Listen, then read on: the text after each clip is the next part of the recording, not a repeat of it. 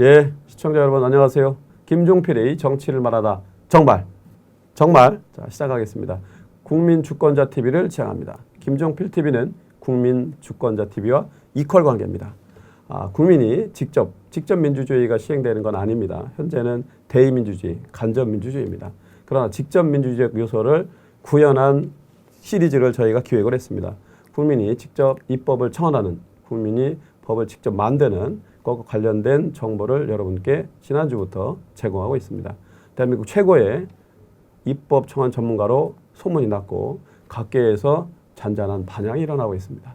저희는 주관적으로 법과 관련된 공익광고에 우리 박종희 기자가 데뷔하지 않겠는가 하는 조심스러운 전망을 하면서 오늘 두 번째 기획, 우리나라의 전자청원은 어떻게 운영되는지에 대해서 여러분과 함께 살펴보도록 하겠습니다. 자, 박종희 기자 모시겠습니다.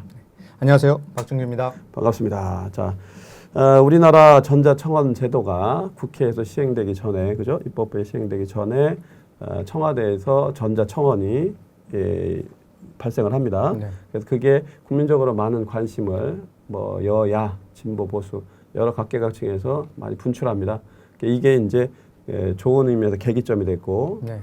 당시 청와대 대변인이었던 박수현 대변인이 문희상 국회의장 비서실장으로 오면서 이것을 증폭시키는 순기능을 했다고 이렇게 알려져 있습니다. 예, 그렇습니다. 그죠? 예. 자, 구체적으로 들어가 보겠습니다. 국회의장, 현재 국회의장은 문희상 의장입니다. 문희상 국회의장 직속으로 국회 혁신자문위원회에서 이것을 정식으로 제안을 했습니다. 예. 예. 좀 구체적인 소개를 부탁드릴게요. 예, 지난해 11월에 이 혁신자문위원회에서 이 전자청원 시스템을 도입하는 방안에 대해서 논의를 했고 그 자리에서 의결을 했습니다. 당시 입법청원 개선 의견을 낸 분이 서복경 현재 참여연대 의정감시센터 소장인데요. 그 의견을 들어보면 청와대의 청원 의견을 이 분석한 결과 이 거기에서 제기되는 숫자 또 스펙트럼 또 그 의견의 그 내용 이런 것들을 종합해 보면 국회에서 충분히 수용할 만한 것들이 상당히 많이 들어있다. 그렇기 때문에 이 청와대 청원을 우리가 벤치마킹을 해서 국회에서도 청원을 적극적으로 수용할 수 있는 방법을 찾아보자. 이런 의도가 들어있는 겁니다. 그렇죠. 국민들의 요구를, 그죠? 법과 제도의 개선에 관한 요구, 이거를 능동적으로 수용한다, 이런 맥락이죠. 네. 그런데 이제 우리 한국 현대사에서 뭐 큰 변화가 생겼습니다. 이른바 촛불항쟁이 국민들로부터 일어나는데 촛불 항쟁을 통해서 드러난 민심의 요구를 반영해보자. 뭐 이런 의지도 반영돼 있다고 알려져 있습니다. 예, 그렇습니다. 이 두 가지 지점을 주목할 필요가 있는데요. 촛불 집회를 통해서 일반인들이 나의 의견이 적극적으로 정책으로 반영될 수 있겠구나 하는 정책 효능감을 맛봤습니다. 그 두 번째는 효능감. 선거가 아닌 다른 일상적인 시기에도 직접적으로 우리의 정책을 정부나 또는 국가기관에 제기할 수 있겠구나. 그게 또 실질적으로 실행이 되는구나. 이것을 확인한 거죠. 이 두 가지 부분으로 인해서 민심을 적극적으로 반영해야 되는 이유가 새롭게 생긴 겁니다. 예. 자, 이제 혁신자문위 활동이 대단히 중요한데 혁신자문위에서 제기한 방식은 어떤 것들이고 어떻게 진행이 되고 있는지를 한번 상세히 좀 소개를 해주시면 좋겠습니다. 예, 혁신자문위에서 제기됐던 것은 총 4가지인데요.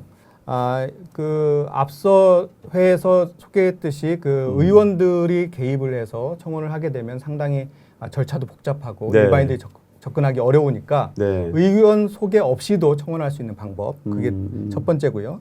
두 번째는 실명을 밝힌 일정 수의 사람들이 동의를 하면은 입법 청원으로 접수가 될 수 있는 그런 방안을 모색해 보자. 또 하나는 입법 청원이 실제로 정식적으로 요청이 되지 않더라도 그 일정 요건만 갖추면 상임위원장이나 국회의장단들이 답변할 수 있는 현재 청와대 청원과 같은 그런 방식을 한번 채택해보자 이런 의견도 있었고요.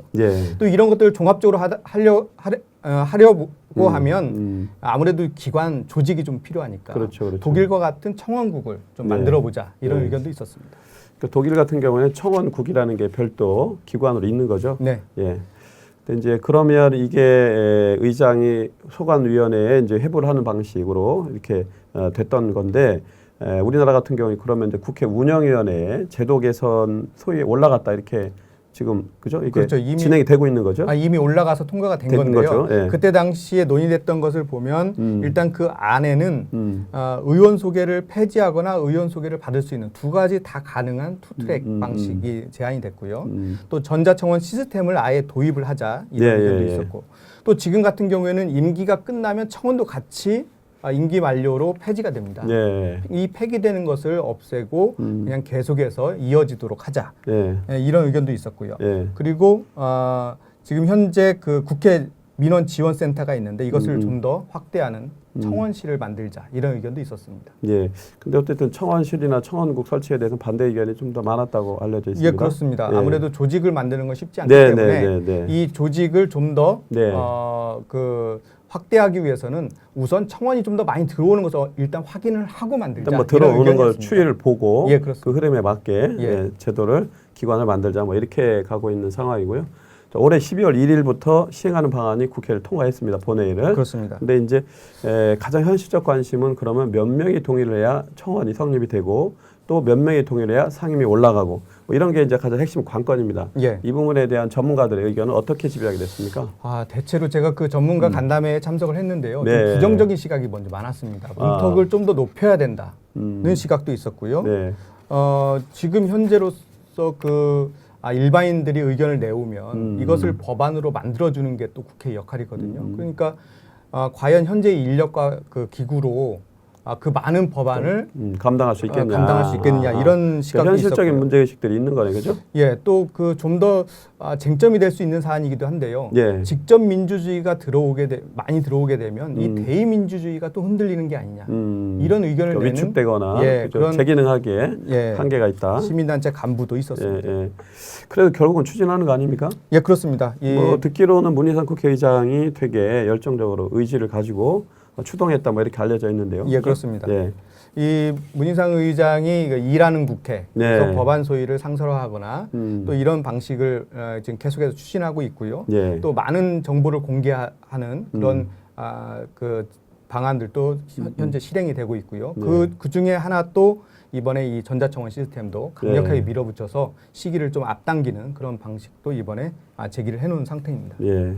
뭐 기왕의 20대 국회에 대해서는 상당히 비판적인 목소리가 높았습니다. 뭐 식물국회, 뭐 동물국회, 무능국회, 그죠? 개점 휴업국회, 뭐 이런데 어쨌든 지금 이 혁신안에 대해서 보면 국민들이 직접 입법에 청원할 수 있도록 하는 제도 개선이나 법의 허들을 좀 낮추고 흐름을 수용하겠다라고 하는 거는 좀 진취적인 측면으로 평가받을 수 있는 대목이 아닌가 싶습니다. 뭐 아니면 돈은 아닌 것 같고 우리가 좀 객관적으로 변별해서 판단해야 되지 않겠는가. 그래야 유권자가 주권자 역할을 제대로 할 수 있다고 저희는 봅니다. 자, 그럼 현재 운영에 올라와 있는 규칙안은 뭐 어떤 것들이 어떻게 돼 있죠? 뭐 말씀하신 대로 지금 그러면 몇 명이 동의를 얻으면 청원으로 공식적으로 정식으로 올라갈 수 있겠느냐. 이게 가장 중요하지 않습니까? 지금 청와대 청원을 상당히 벤치마킹했습니다. 청와대 청원에서는 우선 공식적으로 제안이 들어가기 전에 사전 동의라는 것을 거칩니다. 사전 동의. 이게 30일 이내에 100명인데요. 이거보다는 허들을 좀 낮췄습니다. 30일 이내에 20명. 20명의 동의를 얻으면 일단 정식 그 청원으로 올라갑니다. 그 이제 절차, 그죠? 프로세스에 올라간다는 거죠. 그럼 그때부터 동의를 받기 시작하는데요. 청와대는 현재 30일 내에 20만 명이거든요. 국회는 90일 이내에 10만 명. 그렇게 이제 상당히 문턱을 낮췄다 이렇게 볼 수 있고요. 또 다른 나라에서 많이 나오고 있는 건데 인터넷상의 토론 공간을 새롭게 만듭니다. 그래서 공론을 형성하는. 그렇습니다. 이 올라온 사안에 대해서 의견이 있는 모든 사람들이 쉽게 접속을 해서 자기 의견을 내고 또 거기에 동영상도 올리고 그러면서 활발하게 토론을 펼칠 수 있는 공간이 마련되는 겁니다. 뭐 이른바 이제 디지털 IT 문명의 발달이 직접 민주주의적 어떤 참여를 촉진하는 그 계기와 장을 제공한 측면이 있는 것 같습니다. 또 우리 그 시청자 여러분들께서도 국민 여러분들께서도 관심을 가져야 될 대목이 바로 여기입니다. 왜냐하면 우리가 실제로 참여할 때 어떻게 해야 요건을 충족하고 그죠? 청원을 성립시키고 그게 실현될 수 있도록 할 것인지 이 부분은 나중에 저희가 디테일하게 안내 자료를 여러분들과 함께 공유하도록 그렇게 하겠습니다. 어쨌든 청원할 때는 본인 확인이 필요한 거죠? 이 청와대하고 좀 다르게 그 국회에서는 좀 본인 확인은 그래도 해야 법안이라는 것을 상정하는데 좀 책임감 있게 할 수 있지 않겠냐 이렇게 해서 일단은 대한민국 국민이어야 제안을 할 수 있고요. 청원 의견을 낼 때는 회원가입을 하고 본인 확인 절차를 밟습니다. 그리고 이름, 이메일 주소, 휴대전화번호 이것을 기입해야 하고요. 청원자가 청원 제목과 청원 내용을 작성해서 완료하면 이메일을 통해서 이것을 지지할 수 있는 사람들에게 각각 보냅니다. 그래야 이제 100명 또는 이번에는 국회 같은 경우는 20명인데 20명의 지지를 얻을 수가 있는 거거든요. 이제 그런 과정들을 일단 거치게 됩니다. 지난주에 우리가 이 내용과 관련돼서 공부할 때 개인 신상이 좀 많이 노출되는 거, 휴대폰 번호, 뭐 이메일 주소 여기 노출되는 것에 대한 저항감이라든가 불편함이 있어서 이걸 어떻게 해소할 건가 이런 얘기도 있었어요, 그죠? 그렇습니다. 이 부분에 대해서는 뭐 보완하는 사후 조치 같은 게 이후에 있을 수 있나요? 앞서 설명드린 대로 간담회에서 이 많은 그 국회 관계자들이 이 본인 확인은 최소한의 조건이다. 최소화하자. 아니 최소한의 조건이다. 최소한의 조건이다. 이것은 반드시 필요하다. 이런 의견이 많았습니다. 그래서 일단은 본인 확인을 하는 과정은 반드시 거쳐야 할 것 같고요. 뭐 사후적으로 만약에 이것으로 인해서 오히려 더 청원이 잘 안 되거나 이걸 푼다고 해도 완화한다고 해도 청원을 하는데 문제가 없다. 이렇게 판단이 되면 그때 가서 다시 검토할 수 있을 것으로 보입니다. 뭐 다음 그 기회에는 이제 외국 사례도 그죠? 그 성공적으로 실현된 경우 또 고려했던 상황들에 대해서 우리가 한번 검토해서 잘 보완할 수 있도록 그렇게 발전되면 좋겠습니다. 자, 그러면 청원이 공개된 이후에는 어떻게 진행됩니까? 청원이 공개되면 이제 사전 동의와 같은 방식으로 회원 가입이나 본인 확인 후에 동의를 할 수가 있습니다. 그래서 10만 명이 넘어서면 이제 곧바로 상임위로 넘어가서 이제 본격적으로 법안 심의가 이루어지기 시작합니다.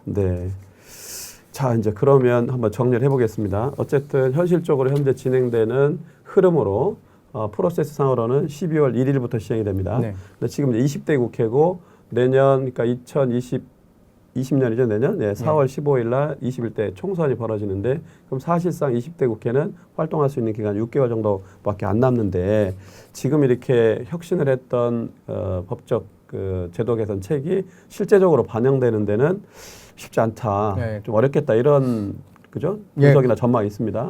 그런 부분도 이제 문희상 의장도 고민을 많이 했다고 하는데요. 그래도 일단은 시작하는 게 중요하다. 그런 측면이 있고요. 그리고 또 총선이 4월 달에 있지만 임기는 5월 말까지 이어집니다. 그 우리 과거에 보면 국회 선진화법도 그 5월 달에 임기 말 직전에 통과가 됐거든요. 그러니까 지금 그 12월 1일 날 시작하자마자 내더라도 충분히 법안은 반영될 가능성이 있다. 이렇게 볼 수 있고요.